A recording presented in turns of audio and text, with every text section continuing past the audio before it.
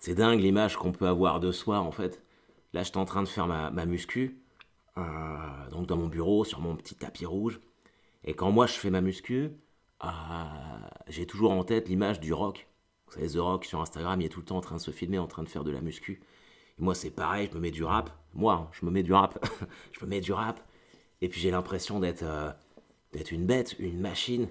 Et là, je croise le regard de mon chat sur son coussin qui me regarde en train de soulever mes haltères. Vraiment avec des yeux genre, mais qu'est-ce qu'il fait ce connard? Et là, je repose les haltères et j'ouvre un paquet de chips. Voilà les amis, comment ça va? Comment allez-vous? Bienvenue à tous dans ce point du lundi matin. Encore un nouveau lundi, le lundi 18 octobre. Un lundi automnal, un lundi où on n'a toujours pas la fibre optique, un lundi où on est heureux. Aujourd'hui, c'est l'anniversaire de ma femme. Va vraiment falloir que je prépare un truc. J'espère que vous allez bien tous, que vous allez tous même très très bien. Je suis de très bonne humeur. Ce point du lundi matin va être posté un petit peu plus tard que d'habitude. Non pas cette fois-ci à cause de l'excuse de la fibre, mais uniquement parce qu'il est déjà 11 heures et que je viens de me lever. Donc le temps que je l'enregistre, que je le mixe, enfin que je le mixe, j'enlève les respirations du début et puis de la fin, que je le télécharge sur YouTube. Si vous avez de la chance, vous l'aurez cet après-midi. Sinon, au max, ce sera ce soir. Mais putain, impossible de me lever ce matin. J'étais trop fatigué. Là, je sors vraiment d'une énorme semaine à tout point de vue. Et je me suis levé. En fait, c'est Elisabeth qui emmène les enfants à l'école et c'est moi qui vais les récupérer. Mais on se lève tous en même temps, en famille. On prend notre petit déjeuner ensemble, comme dans une pub ricorée. C'est ça le modèle américain. Et, et donc, je les mets dans la voiture, je leur dis au revoir. Et là, je faisais, oh là là. D'habitude, je dirais que je commence mes étirements et puis ma muscu pendant qu'ils sont partis. Et là, je pouvais pas, je vais me recoucher. Un petit 20 minutes, tu vois, histoire de me reposer les yeux. Je me suis levé à 10h30. Je sais plus depuis combien de temps ça m'était pas arrivé, ça. Mais ouais. Donc, du coup, je me sens reposé. J'avais prévu de faire une journée off aujourd'hui. D'ailleurs, je devrais. Je sais que mon psy m'a conseillé de pas trop me surcharger, mais en même temps, j'ai des trucs à faire, donc on verra. Bon, quoi qu'il en soit, journée off ou pas journée off, quand c'est lundi, c'est point du lundi matin. Ah, mine de rien, la semaine dernière, ça m'a manqué de pas vous le faire, parce que je l'ai fait le dimanche, mais comme du coup, c'était pas, j'avais un peu, c'est un peu en décalé. Du coup, vous l'avez eu, vous aviez déjà le résultat de la France. Vous avez vu qu'on a gagné. Putain. Bon, c'était pas un super match, hein. C'était pas un super match. Mais c'est vrai que. Allez, il y a quand même du rebondissement, quoi. Ça, c'était sympa. Puis ce but de Karim, exceptionnel. Exceptionnel. C'était fou. Enfin, en tout cas, j'ai passé une bonne soirée. Et puis surtout, j'ai enchaîné avec une semaine, mais incroyable, les amis. Incroyable. Je crois que c'était la première fois de ma vie que j'enchaînais 6 soirs de suite, comme ça, à jouer mon spectacle. Et franchement, ça tire un peu physiquement. La chance que j'ai eue, c'est que les représentations étaient toutes incroyables. Bon, celle du lundi, vous savez, moi c'est transparent. Il n'y avait pas grand monde, franchement, il n'y a pas grand monde. J'ai dû jouer devant une dizaine de personnes. Bon, après, l'endroit il est tout petit, parce que ça fait 45 places, ou un truc comme ça. Mais on avait calé cette date-là, parce qu'après je partais à Lyon, donc c'était l'occasion, en plus d'aller voir mon ami Thierry Roudil, le mec qui tient l'appart café, un mec en or. Et par contre, le mardi, il y avait du monde, c'était très cool. Et d'ailleurs, maintenant, je me dis, à chaque fois que j'irai dans un endroit et que je rencontre quelqu'un qui écoute le point du lundi matin et qui aime bien, je lui ferai une petite dédicace. Là, j'avais parlé d'Agnès en Vendée. Donc là, je vais faire un gros bisou à Fleur, à Bourg-les-Valences, et à Marjolaine, à Lyon. Voilà. Moi, ça me fait vraiment plaisir que déjà que vous preniez le temps d'écouter ce que je fais, que en plus vous veniez voir les spectacles et ben ça, enfin voilà, en tout cas c'est ce que si je fais tout ça, évidemment il y a une démarche égocentrique, cathartique, mais c'est aussi pour que vous puissiez passer un bon moment. Et quand c'est le cas, bah c'est super cool. Et donc je suis parti la semaine dernière, je sais pas si vous vous en souvenez, mais je commençais à tousser un peu le dimanche. J'étais là, d'ailleurs je tousse encore un petit peu, mais ça va beaucoup mieux. Et j'étais très enrhumé. Et je fais le spectacle le lundi, et au milieu de la nuit lundi, mais un mal de ventre, mais de ouf, un truc pas possible. Et je vais pas rentrer dans des détails trop gastriques, mais toute la nuit j'étais debout, si vous voyez ce que je veux dire. Horrible, horrible. Et le lendemain matin, je vois Thierry. En plus, Thierry, il a eu une greffe de rein, donc il a pas de système immunitaire. Alors, je savais pas si j'avais chopé la gastro ou une intoxication alimentaire, mais impossible, quoi. Et toute la journée, je l'ai passé au lit. J'ai passé tout le mardi au lit. Et à 17h, j'étais encore en pyjama, transpirant de ouf, comme ça, avec de la fièvre. Je me suis dit, mais c'est pas possible. C'est pas possible que je joue, quoi. C'est pas possible que je joue ce soir. Et puis, et moi, il est hors de. Putain, il y a un coq, vous l'entendez? Et moi, il est hors de question que j'annule un spectacle. C'est pas possible. Donc je me lève, je fous mon kilt et puis je descends. Et c'est marrant parce que c'est vraiment le truc magique de la scène. C'est qu'une fois sur scène, j'y pensais plus. J'y pensais plus. Il y a un moment où j'ai une petite quinte de tout sur scène, mais rien de bien méchant, un petit verre d'eau, c'était réglé. Et ouais, super représentation, les gens adorables, tout ça. J'ai même pu discuter un petit peu avec certains. Et puis je suis retourné me coucher direct. C'était vraiment. En fait, la chambre que j'ai, là-bas, elle est vraiment au-dessus de la scène. Et ça faisait vraiment le mec qui met son kilt, il fait son spectacle, il dit bonjour pendant 10 minutes et il retourne se coucher. Et finalement, j'ai eu raison de bien me reposer parce que je pense que ça m'a permis de tenir le reste de la semaine. Parce que le mercredi, ça allait beaucoup mieux quand je suis parti à Lyon. D'ailleurs, et parce que je les défonce suffisamment, comme ça, je tire mon chapeau à la SNCF, parce que j'ai pris plein de fois le train, et j'avais des rendez-vous importants, et honnêtement, je m'attendais à en rater quelques-uns, tellement j'ai peu confiance en leur fiabilité en termes d'horaire, et ben j'étais à l'heure, tout le temps, au départ, tout le temps. Donc c'était très cool. Pour une fois, ça m'a fait plaisir. Et je suis arrivé à Lyon à l'espace Gerson. J'ai joué 4 jours à l'espace Gerson. Et en fait, l'espace Gerson, dans le milieu des humoristes, c'est quand même un truc un peu culte. Et moi, j'y avais jamais joué. Là, c'était avec l'histoire du Covid, je crois que c'était le troisième report, on y arrivait enfin. Pour vous dire, à la base, Gerson, je devais le faire avec le spectacle d'avant, avec Sous Pression. Et j'y suis allé finalement avec Deadline. Mais les 4 jours que j'ai passés là-bas, je me demande hein, si c'est pas les 4 meilleures expériences de ma vie pour l'instant. C'était, je pense que la salle sied totalement à ce que je fais en termes de stand-up, parce qu'il y a je crois que c'est 110 la capacité. Et pour ceux qui connaissent Paris, ça fait un peu comme le point virgule. Alors c'est en mode comédie club, c'est-à-dire que les gens mangent, ils sont sur des petites tables, hein, c'est pas un théâtre, ils sont assis sur des, des petites tables, ils commandent des assiettes de plancha, des verres, machin truc. Et donc c'est des petites tables un peu partout comme ça. Et il y en a même sur le côté de la scène, un peu comme au point virgule, mais sauf qu'au point virgule c'est en hauteur. Là il y en a en hauteur, mais aussi à hauteur de scène. Donc il y a des gens qui sont sur scène avec nous. Alors je sais qu'il y a des humoristes qui n'aiment pas quand les gens mangent en même temps et qui boivent. Moi, ça me dérange absolument pas. Tout simplement parce que je suis très inspiré des comédie clubs américains et que c'est comme ça que ça se passe là-bas. Donc j'ai un peu l'impression d'y être quand j'y suis, donc ça c'est cool. Et l'accueil était incroyable. Je veux dire, l'espace Gerson m'avait réservé un hôtel. J'avais une baignoire balnéothérapie dedans. Enfin, je dormais. C'est juste à côté. Lyon est une ville magnifique. Et on commence le mercredi. Je crois qu'il y a une petite cinquantaine de personnes. Le jeudi, on passe à 60. Le vendredi à 80. Et on finit le samedi par une complète avec le bouche à oreille qui a bien marché. Et je pense que si on faisait une autre date derrière, c'était complet aussi. Et vraiment, putain. Alors je sais pas si alors c'est vrai que du coup le fait de jouer le spectacle 6 soirs de suite comme ça, c'est un accélérateur de croissance énorme. Je suis de plus en plus à l'aise avec, même s'il y a encore des points de fragilité et des trucs qu'il faut que je reconstruise. Mais je suis de plus en plus à l'aise avec, donc est-ce que ça explique le fait que c'était de la folie quoi. Le jeudi et le samedi, les 4 soirs étaient dingues, hein, mais le jeudi et le samedi, c'était fou. Alors le jeudi en plus, vu qu'il y avait 60, donc ça devait être une moitié de salle, c'était peut-être encore plus impressionnant parce que je sentais que on faisait qu'un quoi. C'était incroyable. C'était incroyable. Mais Bourg-les-Valence, c'était un peu pareil. Et quand j'y pense, en Vendée, en début de mois, il y avait aussi ce truc-là. Donc ça me fait tellement plaisir si vous saviez de pouvoir me dire que Enfin, il y a vraiment plus du tout de quatrième mur, quoi. C'est incroyable. C'est vraiment. Et là, les Lyonnais, putain, ils ont mis la barre haute. La barre haute, c'était vraiment fou, quoi. Alors, ça fait toujours bizarre quand on fait 6 soirs de suite comme ça, qu'on est en mode tournée, et puis qu'on revient chez soi.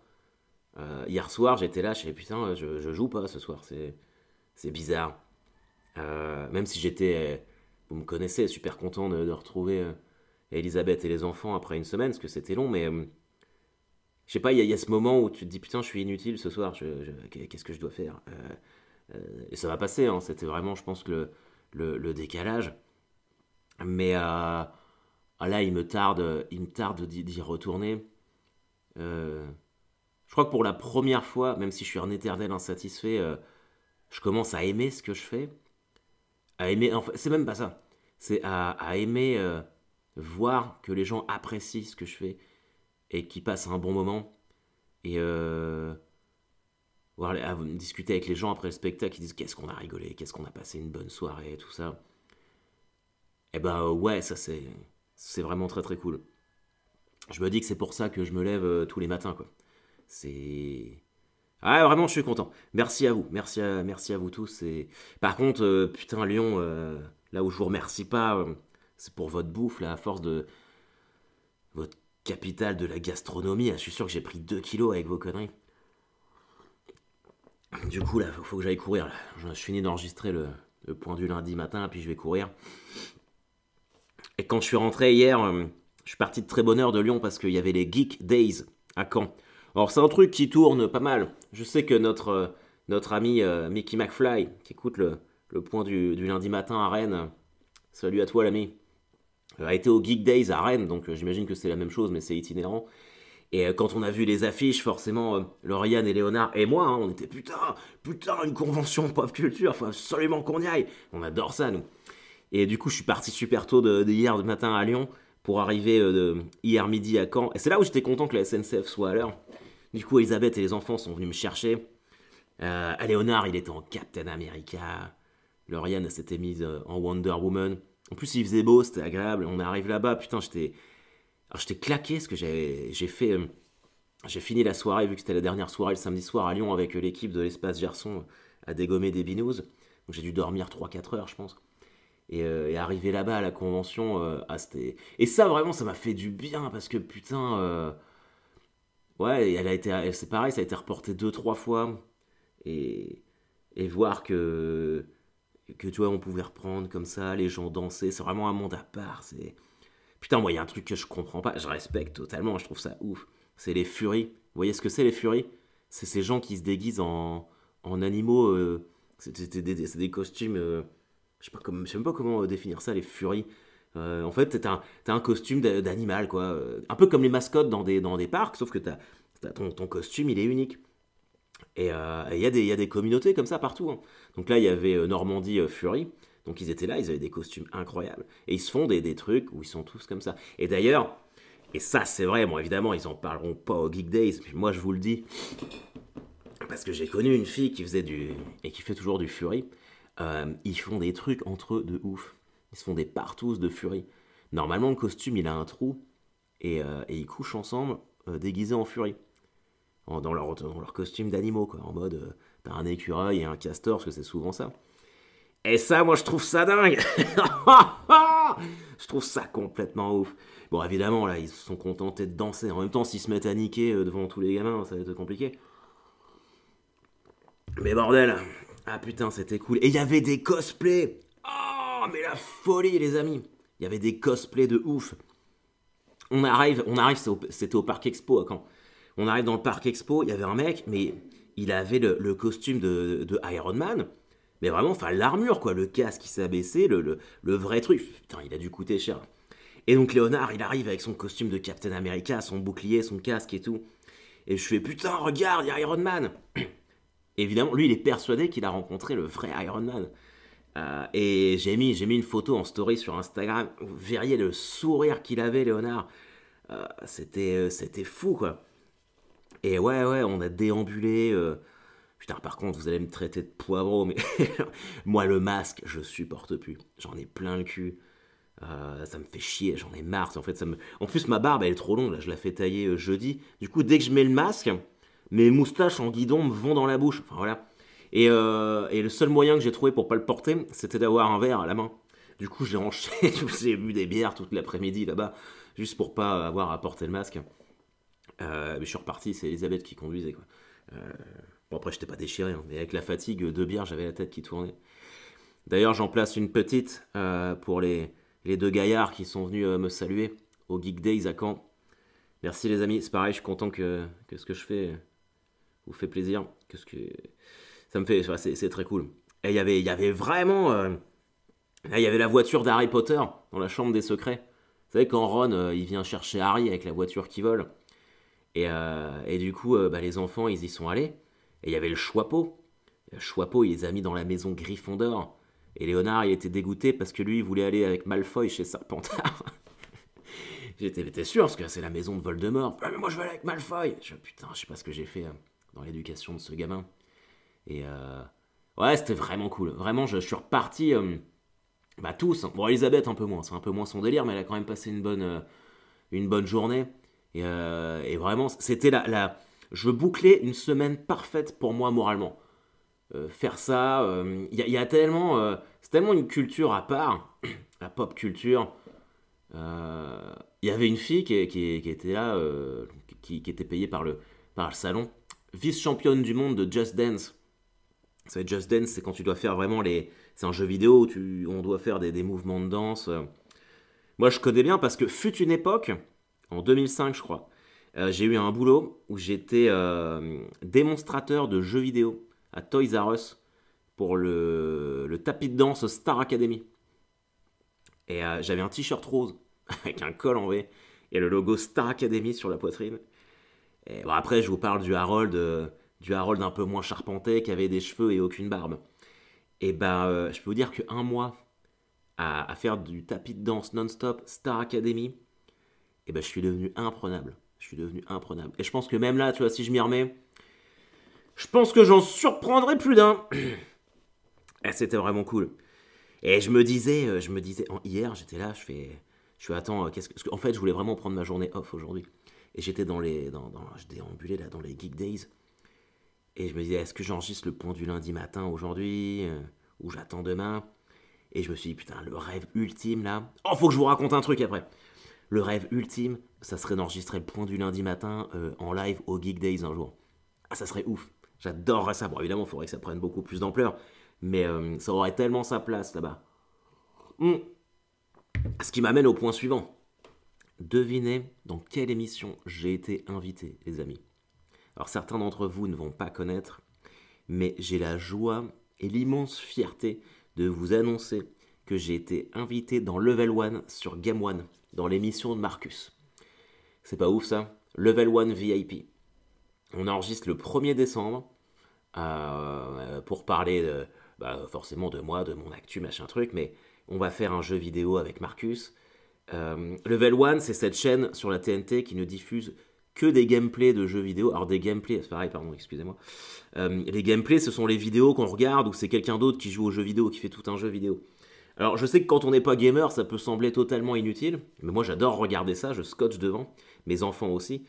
Et Game One, c'est une chaîne où il y a beaucoup de ça, des émissions sur les sorties de jeux vidéo, beaucoup de South Park. South Park est très diffusé sur Game One. Il y a plein de trucs, beaucoup de mangas aussi. Et donc l'émission phare, c'est Level 1. Et là, je vais la faire, c'est mon agent qui m'a trouvé ça. Il fait, on a été contacté par Level 1 et tout, est-ce que ça te tente? Je fais, oui, mais oui, j'arrive tout de suite. J'arrive tout de suite. Donc, et ça, c'était cette semaine aussi. Donc plutôt cool. J'espère sincèrement qu'on a tous un espèce de karma qui est lié via ce point du lundi matin et que vous avez aussi eu une semaine complètement kickasse. Hein, parce que moi, c'était exactement ça. Donc je suis très très content. Et voilà. Et du coup, lundi prochain, tenez-vous bien les amis, on commence le tournage de l'île prisonnière. Enfin. Genre, je sais que ça commence lundi, mais je ne sais pas quand je pars. Donc ça, on va voir. Et du coup, je sais plus si je vous avais dit, à un moment, ça avait changé. Je devais plus faire que les tournages à Fontainebleau en région parisienne, et je devais plus faire ceux en Bretagne. Donc ça a rechangé. Je repars bien en Bretagne lundi prochain. C'est pour ça que je vais essayer d'être bien présent cette semaine avec ma famille, parce que du coup, je suis beaucoup parti en ce moment. Euh, et c'est vrai qu'il faut faire gaffe à ça. Et du coup, je mets un petit peu le spectacle entre parenthèses, parce que ma prochaine date... Alors, je suis à Paris, la semaine prochaine, je fais des plateaux, je fais Café Oscar et 2 fois le Barbès Comedy Club. Des sessions de 10 minutes à chaque fois. Je vais être avec Ambre, on va travailler à muscler encore pour que ça soit encore mieux certains passages. Mais j'ai pas mes dates sous les yeux. Je me demande si ma prochaine date, c'est pas à Caen, au Théâtre à l'Ouest, le 13 novembre. Donc ça fait quasiment un mois sans jouer. Mais en un mois, en fait, moi, ça me donne un peu de maturité. Du coup, je peux regarder les vidéos, remuscler, donc j'ai hâte. Et puis surtout, il y a Prisonnière à tourner entre temps, donc ça va être fantastique. Et, vous savez que je suis arrivé à une conclusion. Là, cette semaine, j'ai pas regardé la télé une seule fois. La vraie télé. Et du coup, j'ai pas vu les infos, je sais pas ce qui s'est passé de la semaine. Et je me demande quel impact ça a sur ma santé mentale. Et je crois qu'il est très positif. Le problème, c'est qu'avec le travail que je fais, je dois quand même me tenir un peu informé de ce qui se passe. Mais se préserver de ça, de ce qui se passe dans le monde, d'être un peu teubé finalement, c'est très cool. Et je comprends mieux pourquoi les Américains ont ce côté très positif. Ils se préservent de tout ça, ils regardent rien, quoi. Là, moi, j'ai juste regardé Stade Malherbe-Le Havre samedi, avant de monter sur scène, 2-2. J'étais un peu dégoûté, mais c'était cool. Et, et voilà, c'est... Enfin, si j'avais le choix de ne plus regarder... En fait, c'est comme fermer les yeux quand on a peur du vide, je pense, ne pas regarder les infos. Ça fait tellement... Oh là là. Et en fait, si tu regardes pas, ça va mieux. Hein. Ça va tout de suite beaucoup mieux. Ça va tout de suite beaucoup mieux. D'ailleurs, j'ai eu une conversation avec un mec, à Lyon, un spectateur, un mec adorable. Attends, Quentin. Quentin, c'est ça, excuse-moi, Quentin. Et vraiment, on se disait, est-ce qu'on peut rire de tout, machin truc, cette fameuse question. Et en fait, en parlant avec lui, moi j'ai eu une réflexion qui m'est sortie comme ça. Parce qu'on remonte souvent, les gens, oui, à l'époque de Desproges, machin truc et tout. D'ailleurs, franchement, j'ai regardé du Desproges il n'y a pas si longtemps que ça. Parce que je me suis aperçu que je connaissais peu finalement. Bon, en vrai, c'est pas si dingue que ça. Hein. Ça s'est sorti comme une référence. Moi, j'étais, ouais, ok, super. Après, c'est comme pour tout, hein, je comprends que ça plaise, mais voilà. Mais en fait, le truc, vraiment, là où je pense que les gens se trompent, c'est quand ils disent, oui, on peut plus rien dire, à l'époque de des proches, machin, tout, truc, tout passé, ça choquait personne. Non, c'est pas ça le problème. C'est que tu peux pas savoir si ça choquait personne. La grosse différence de maintenant, c'est que les gens peuvent parler. Il y a les réseaux sociaux pour qu'ils fassent entendre leur colère, les trucs qui les ont vexés, machin truc, tout ça. Moi, je pense que la semaine dernière, on parlait du curseur de la sensibilité. On dit que c'est très haut, machin truc en ce moment, ce qui est probablement un peu vrai. Mais on peut pas comparer à une époque où les gens n'avaient pas de quoi s'exprimer. On te dit oui, des proches, personne ne disait rien. Bah oui, et comment tu voulais qu'ils disent quelque chose? Déjà, c'était des beaucoup plus petites salles, les gens allaient beaucoup moins voir de spectacles que maintenant. T'as pas les réseaux sociaux, donc même s'ils sont pas contents, tu n'entends pas leur voix. Je veux dire, si moi je vous tranche la langue à tous et que je vous insulte, vous allez rien dire derrière. Je veux dire, putain, vous avez vu, je peux leur dire ce que je veux, ils ne disent rien. Je crois qu'elle est là, elle est vraiment là la différence. Je suis pas certain qu'il y ait un si grand changement de mentalité. Euh, voilà, je pense, je prends vraiment un exemple au pif. S'il y a, dans les années 70-80, les humoristes faisaient des blagues sur les homosexuels et que ça faisait rire tous les hétéros, je pense pas que les homosexuels se disaient ah mais c'est super. Non, ils disaient rien parce qu'il n'y avait pas, il y avait pas toutes les communautés en place. C'est ça la grosse différence. C'est ça vraiment la grosse différence de maintenant. Je crois pas que les gens étaient beaucoup plus tolérants qu'avant. C'est vraiment ce que je me dis là en ce moment. Donc, et puis en plus, je trouve que ça va vraiment dans ce truc de boomer, de se dire ah ben nous avant on pouvait rire de tout machin. Et avant vous aviez tout. Vous n'avez pas le sida, vous aviez le chômage à 0%, vous pouviez rire de tout. On a compris, vous êtes les meilleurs. Je crois que je crois que c'est un petit peu plus compliqué que ça. Et c'est ça qui fait que l'humour, c'est un numéro d'équilibriste et qu'il faut trouver le juste milieu. Et donc j'ai eu cette conversation-là avec, avec Quentin à Lyon et c'était très intéressant. C'était très intéressant d'avoir des points de vue comme ça différents. On est déjà à 25 minutes, les amis. J'ai beaucoup parlé. Ah oui, si, quand même, parce que il y en a plusieurs d'entre vous qui m'ont dit de regarder Squid Game. Euh, donc j'ai commencé. J'ai commencé vendredi, là j'en suis à l'épisode 4. J'ai eu beaucoup de mal à rentrer dedans. Enfin, beaucoup de mal. Le premier, ouais, je me suis un peu forcé. Le deuxième, j'étais ok, il n'y a pas trop de surprises. Et là, je suis dans le truc.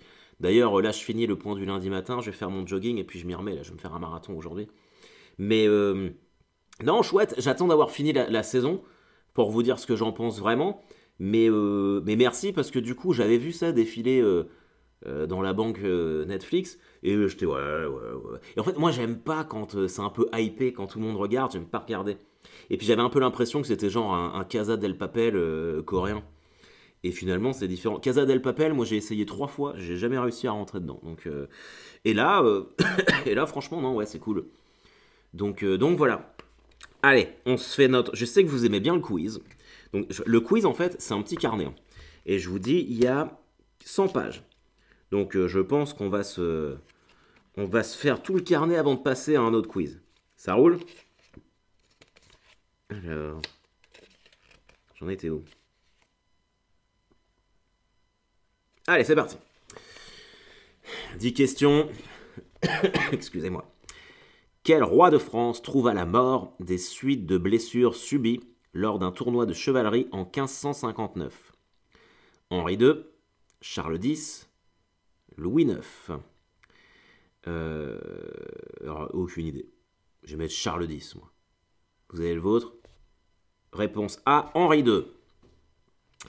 Quel roi de France, le premier converti au catholicisme, est mort à l'âge de 45 ans le 27 novembre 511? Childéric Ier, Saint-Louis ou Clovis? Putain, j'aimerais bien dire Childéric Ier parce que je trouve le nom complètement, je trouve le nom complètement dingue. Mais il n'y a pas un truc comme ça avec Clovis? Avec les capés, tout ça là? Putain, j'hésite. Ah, ah, la tentation Childéric Ier. Mais je crois que c'est Clovis. Je vais mettre réponse C, Clovis, moi. Réponse C, Clovis. Wouhou! Allez. Quel président américain a été tué dans un théâtre de Washington le 14 avril 1865? Abraham Lincoln, George Washington, Ulysses S. Grant. Grant, non, c'est sûr. Ouais, je crois que c'est Lincoln. Je mets réponse A, Abraham Lincoln. Réponse A, Abraham Lincoln. Putain. Eh, j'ai de la culture quand même. Putain. Où a eu lieu l'assassinat de Jean sans peur le 10 septembre 1419?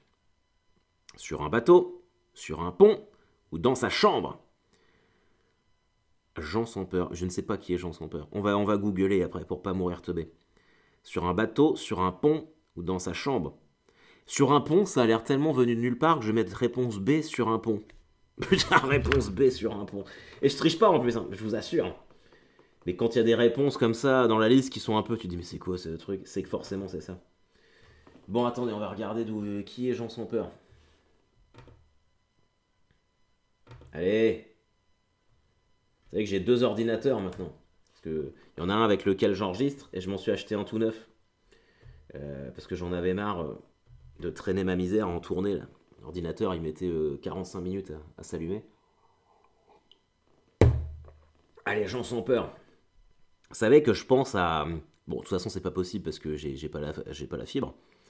Mais je me demande si j'avais pas, si on faisait pas ça, les points du lundi matin, des sessions live sur Twitch, ça serait peut-être mieux avec vous en fait, qui vous connectez. Et comme ça, vous pouvez répondre aux questions en même temps que moi.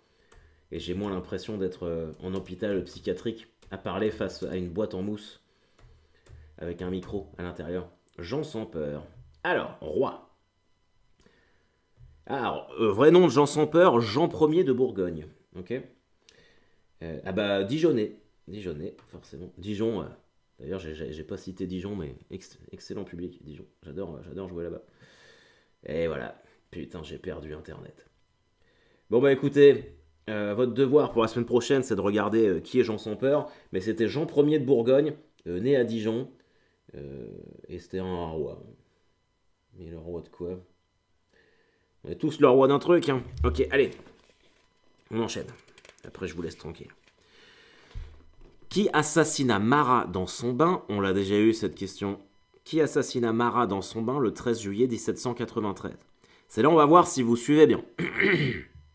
Parce qu'elle était déjà au début du livre. A. Charlotte Corday. Ah non, ok. A. Charlotte Corday. B. Charlotte Corday. C. Charlotte Corday. Ok, tout le monde sait que c'est Charlotte Corday. Et je vous ai expliqué la dernière fois que je le savais parce que c'est une canaise. Là, en fait, il faut choisir sur comment s'écrit Corday. C-O-R-D-E-T, C-O-R-D-A-Y ou C-O-R-D-A-I. D-A-I-S. D-A-I-S, non. J'ai un trou, j'ai une hésitation de ouf. Attends, j'essaie de revoir les bus là. Charlotte Corday. Je mettrai A-Y, réponse B. Réponse B! Hop! Mais attends, je suis cané moi. Allez, Malherbe. Allez, une dernière. De quelle maladie est mort l'empereur Charles Quint le 21 septembre 1558? Pareil, hein, l'empereur Charles Quint, on trouvera... ça fait partie des devoirs à faire. Le diabète, la malaria ou la peste?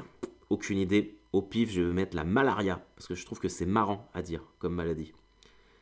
Réponse B, la malaria. Putain, j'ai eu, à part la première, tout bon. Voilà, c'est une période qui me sourit. Je pense que, voilà, je retourne à l'entraînement jeudi. Ça risque de faire très très mal. Le magicien est de retour. Mes amis, vous savez ce qu'on fait là? On se prend tous, on fait un cercle. On se prend tous par les épaules, vous savez, là, comme font les joueurs de football américains avant de lancer la dernière attaque en phase finale du Super Bowl. On est là, hut. Et on se fait ça pour s'encourager et se souhaiter une putain de super semaine. Je vous embrasse tous. Un bisou velu et doux de ma nouvelle huile, ça va barber. Préparé par l'ami Geoffrey à Lyon. On y reviendra parce qu'il y a des projets qui se mettent en place par rapport à ça. Mais c'est trop tôt pour en parler. Je vous kiffe tous. Merci d'être présents pour le point de vue lundi matin. Merci d'être présent dans ma vie. Merci de venir voir les spectacles. Merci de ne pas venir voir les spectacles. Merci d'être là. Merci à vous d'exister. Prenez soin de vous. Mouchez-vous. Torchez-vous le cul. À la semaine prochaine. Bisous.